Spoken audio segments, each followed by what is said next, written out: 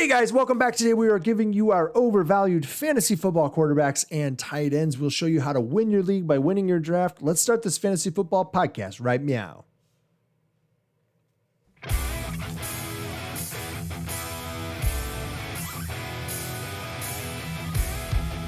Hey everyone, welcome back to the Fantasy Football Upside. I am Justin. Kyle dances around, has a good time. Oh yeah. We've had to stop and record this multiple times because we were just laughing and messing up. It's fun stuff. Oh yeah. It'll be on our blooper reel at the end of the year. But we'll do it live. Thanks for dropping by our Fantasy Football Podcast and YouTube channel. If you haven't noticed, we like to have fun and we drop little tidbits here to help you win your league. Nerds. Man, we've been hitting you guys with another content-filled week, and we've been talking about overvalued players. These are the ones that we're going to most likely avoid at their current ADP. Monday, probably we have rustled some feathers with one of Kyle's running backs, and yesterday we hit you with our wide receivers. And today, we're going to hit you with our overvalued quarterbacks and tight ends. 2 each. Kyle, what you got before we get right into it? Yeah. Hey guys, hit that subscribe button. We've been picking up some subscribers and we appreciate it. Yeah. In addition to that, hey, you've got, what is it? Are you? Oh, yeah, he's goated. There goated. It is. He's officially goated. Yeah. All right. So yeah, you can get that shirt any color you want, except as long as your favorite color is black, you can get the goat in black. It's like what was it, in Hitler's Germany? You can get a VW in any color you wanted, as long, or in your favorite color, as long as your favorite color is black. You can have anything at all. Just name it, anything at all in the whole wide world. I will get it for you as long as it's in this box. Anything, just tell me what it is. As long as it's in this box, anything, just tell me. I'll get it for you. Yeah. Anyway, you can also check out our draft kit while you're over at our website. It's ffbupside.com. The draft kit's over there. It's $10 right now. It's $9.99, I think, actually, if I remember correctly. It's 2 cups of coffee. Yeah. 2 cups of coffee, something like that. Yeah, $9.99. There's something about that penny, right? So yeah, head on over, check that thing out. And actually, I think here we go. We've got a QR code. If you want to bust out your phone and scan that image on your camera, it will take you right to the page. Talking about the Victory Draft Kit and all the content that's in there. I'm actually just about to, or it might be up by now by the time that this is posted. The second edition might be out. If it's not out yet, you will get the second edition, even if you buy the first edition. So head on over there, check that out. Let's dive in headfirst in the shallow end and start talking about some quarterbacks, Justin. What do you say? Let's do it. Let's do it. All right. So my quarterback, who I think is overvalued right now, is Dak Prescott. Dak. He's going 6th pick, 4th round. You'd think it's not terrible, right? But he's the 5th quarterback off the board. Again, not entirely terrible, but there's a lot of question marks around him right now in my mind. I think it's simply too much to spend the 4th round pick for a QB who's not really going to be running a whole lot this year. Everybody's really, really concerned about his shoulder right now and all these MRIs that he's been getting. And everybody kind of forgot about the whole, completely dislocated and broken ankle. Ankle pointing in the wrong direction. Yeah. It haunts me to think about him trying to put his foot back in the right spot on the field. Yeah, that was not good. So look, add in that he's having these shoulder issues now, and you got a really big question mark, right? You have a recipe for potential disaster at this draft price. It's true that Prescott was on a tear last season, and we absolutely loved him last year, didn't we, Justin? I mean, he was our guy to go grab. We thought he was going to be phenomenal. And guess what? We were actually right about something, Justin. We were right. Yeah. But his upside is somewhat hampered right now. I think you can pass on Prescott and go with another QB a few rounds later with a ton more upside and a known situation. I do like this offense in the passing game. I do like that. I think that they're going to be good. My concern here is that Prescott's just not going to be able to handle it all the way. If he has to get outside of the pocket, there's going to become problems, I think, and that's going to be the MO, and a lot of teams are really going to work on that angle. So the draft cost of Prescott, coupled with the lack of knowledge about his physical readiness, is really the big issue for me. So I think that he could end up having a decent season, but I think that at this price, I'm not willing to take the risk. I know that this offense is going to be pass first. I'd still be willing to take him if he manages to fall back to the back of the 5th round, maybe. that's still probably early for me, but I'd feel really worried about it, even if I'm taking him in the 6th round. As we get more information about him before the first game of the season, hopefully we can kind of dial in the exact draft value that he really presents, and then grab him if he's being undervalued, or grab him if that's the way we want to build our team. Otherwise, I'm going to let other people make the mistake of drafting him, or a potential mistake rather, of taking him too early and spending draft capital on a QB who's got a lot of question marks surrounding him when they could be getting a top tier running back or wide receiver at the same spot. That's just where I am. I just think that there's a lot of worries here for me. I don't know why you would take that risk right now. I do think that this offense can be really good in the passing game, but I don't know. I think that the book is going to be out on him quick. Get him outside of the pocket and there's a problem. And that was always kind of his really, like, that's how he got hurt last year, right? Is he was throwing on the run, moving outside of the pocket. He was going left, I want to say, in the instance in he which was he going got towards hurt. the end zone. And and the guy tackled him from behind and kind of did one of those roll on him. And whenever he rolled on him, Gator roll, man. I mean, like I think that they're going to do what they did with the horse collar eventually. They're going to start outlawing the gator roll because it's just absurd. All it does is it injures guys. I don't get why they do it. I mean, that's all that ends up happening is ankles mostly. It's mostly ankles, and it ruins dudes. So, that's what I've got at QB. What do you have? This might be a little controversial, everybody. I have Lamar Jackson. He's going 5th pick in the 4th round, 4th QB off the board. So just one spot ahead of your Dak pick. And this is a player that we talked about last year. Did you just put in, you snuck it in? Did I? What'd I do? Dak pick. What is that, velvet? That was smooth. That was smooth. It was so smooth you didn't even know you did it. It's even better when I don't even notice. I mean, if someone tells you that, good luck, buddy. When they're talking about a Dak pick, I hope so. I hope that you're in trouble there. You're in a lot of worrisome. Trouble. All right, we're gonna try to get nerds. This is why we have a good time. Hey, hit that subscribe button down below. Yeah. Don't worry, you won't get any Dak picks. Anyways, Lamar Jackson going 4th QB off the board. We talked about him last year about his unsustainable touchdown percentage, and that was come to fruition. I mean, the year he won the MVP, he had a ridiculous touchdown percentage that was over doubled the league average, and he came back down to earth as this offense became even more one-dimensional. And even though he was drafted to be a top 3 quarterback last year, he finished as the 10th best QB.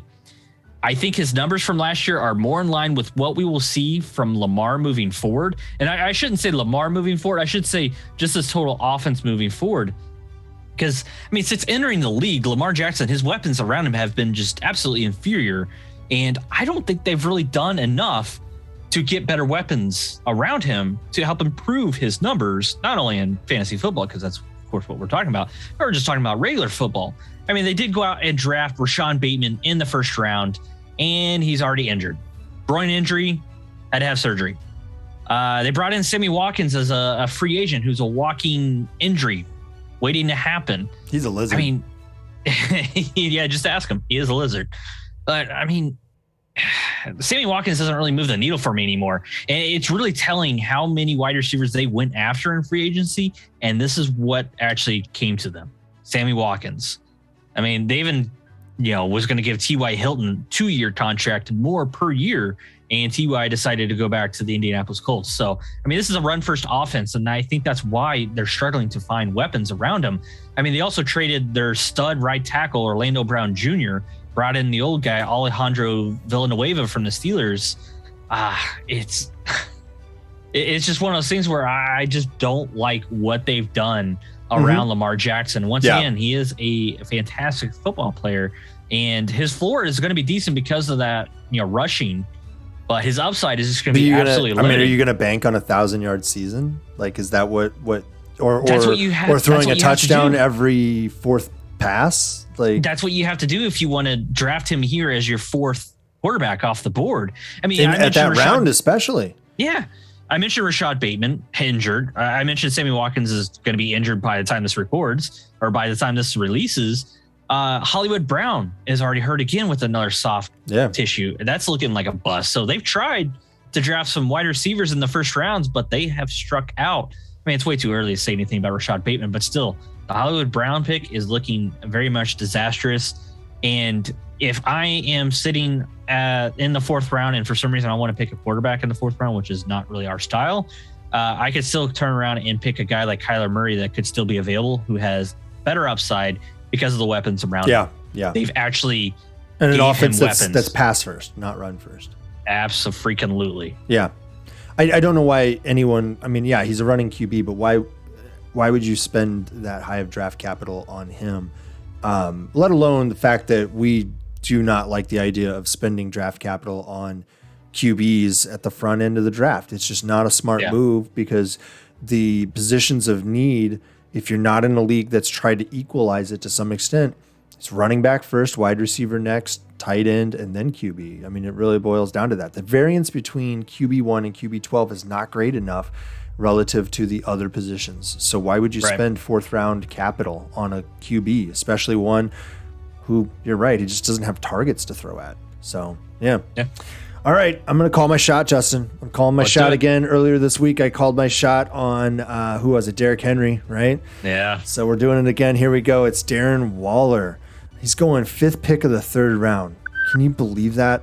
3rd tight end off the board. That's a little bit more understandable. But here's the number for you. 26.31%.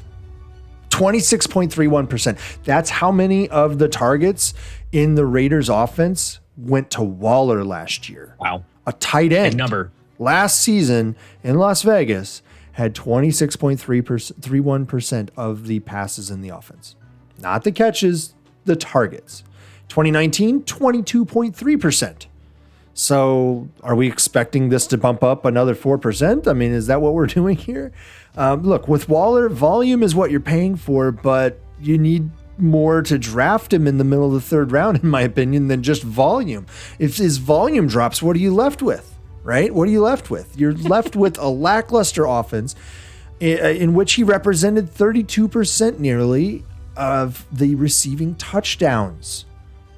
It's not just that he was getting all the targets. He was all the receiving touchdowns. He was 1/3 of them. 1/3. Jeez. So if he starts losing volume, immediately these statistics go down, and he's not a tight end 3 overall. He's just not at that point. So don't mistake me. I still like Waller if the price is right, but the middle of the 3rd round, that ain't it. That's just not the price I'm willing to pay.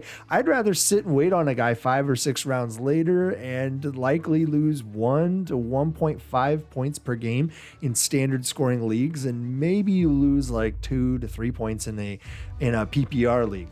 Not enough to really do this. Look, unless it's Kelsey, I can't see drafting a tight end this early, because the difference between tight end 1 and tight end 12 is usually 2 points per game. That's it. 2 points per game. It's not enough for me to really be concerned about, right? 2 points in a given week that I'm out. I'll make it up somewhere else by drafting a better player at a position of need. So top end consistency like we've seen out of Kelsey is just not a common thing among tight ends. And I think that it's entirely possible that last year for Waller, that was his career season. It's not just that a breakout. It's not a breakout. It's his career best season. So I don't think we're witnessing the second coming of Travis Kelsey. I don't think that that's possible at this point. I really just don't see it. Another thing that's coming out of camp that they're being really quiet about is some sort of mysterious injury that he's had. Oh yeah. He hasn't really practiced at all. Remember he had a pec injury or a bicep injury 2 seasons ago, and he came back from that injury and then blew up in one game against the Packers. He had like a 4 touchdown game or something. And then since then, people have been riding him pretty hard about and they paid him last year. They paid him like right after that game is what it was, or right before that game. And look, man, I mean, this is unsustainable. 26.3% of the passes went his way.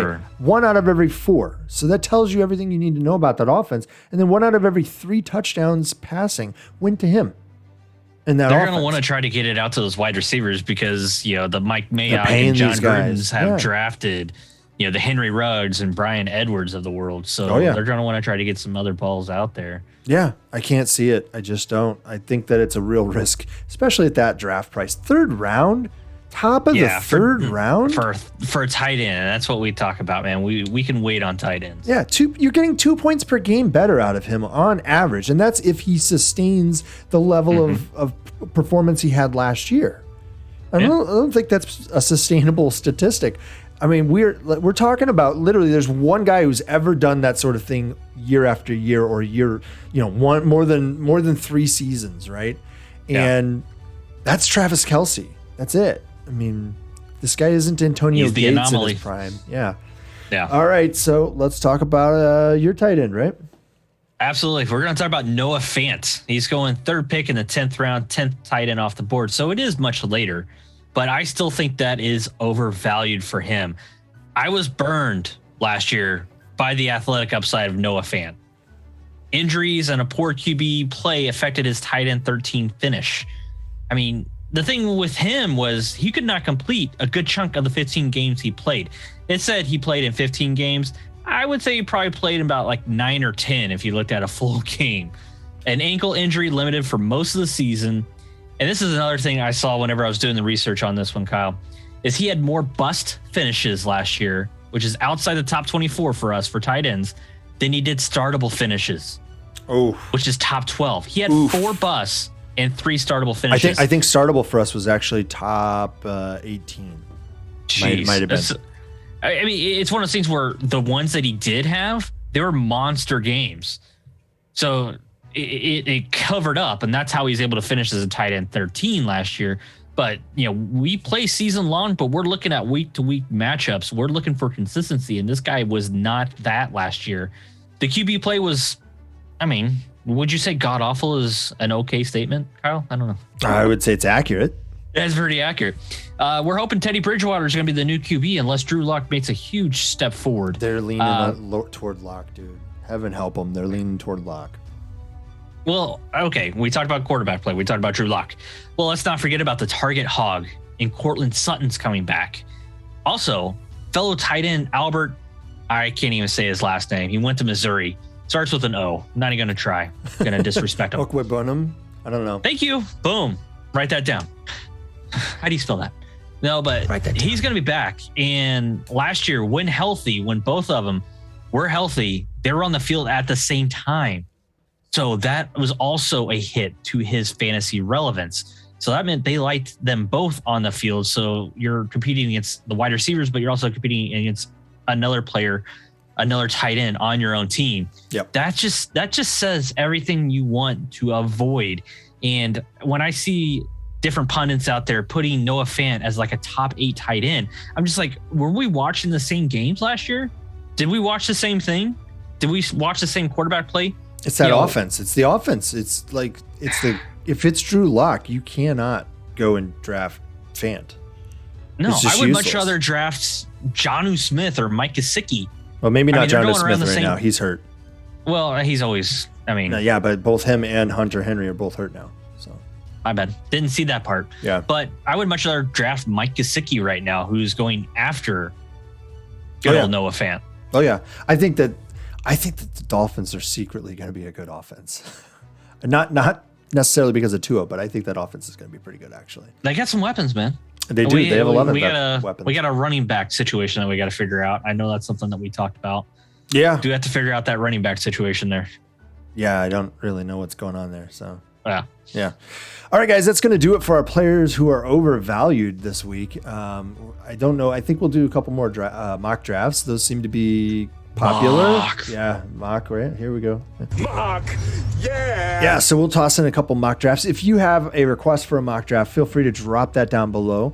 But also, you know what? Head over to our website. Check out some of the stuff we've got going on over there. We've got our rankings. We are going to be updating our rankings. We've got a bunch of different shirts, merch, and all that sort of stuff. Justin's been, Vanna Whiting or showcasing officially our goated stuff. Yeah, he's officially goated. If you don't get that, I don't know. Check out the store listing for that one because it'll I think tell you why the GOAT is a thing in sports in general, but this one's the FFB GOAT, right? Fantasy football GOAT. Yes. Head over to the website, check things out there. We've got a bunch of stuff. We're updating our rankings. I think we're next week gonna be doing some rankings updates on our podcast here. Yep. And you can check out the draft kit. You can check out all the premium resources that are available over there. And hey, hit that subscribe button. We're going to be here all season long. We are going to do it. Yeah. We are going to be here 5 episodes a week. We break down every single matchup. We tell you who to start, who to sit, waiver wire moves to make, and all kinds of just detailed information to help you win each week of the season. And if you join our Patreon, which is at patreon.com/the fantasy football upside, you're going to get access and have the ability to ask us questions on the morning of the games on Sunday mornings. We are going to do a live stream. It's going to be open to everybody. And then we're going to have a session that is only for our Patreon members who are going to be able to ask questions and get those questions answered. So we'll help you out every single week of the season, guys. Make sure you get there. We'll see you next time. Bye. See you.